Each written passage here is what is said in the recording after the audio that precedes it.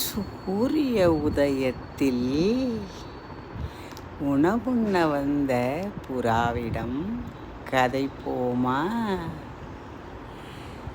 வீட்டின் மேல் தளத்திலே ஆகாரத்தை தான் மட்டும் உண்ணாமல் தன் துணையை தேடி அல்லது தன் சகோதரியை தேடி அல்லது தன் கணவனை தேடி அல்லது தன் காதலனை தேடி காத்திருந்து இருவரும் உணவுண்ணும் அழகு.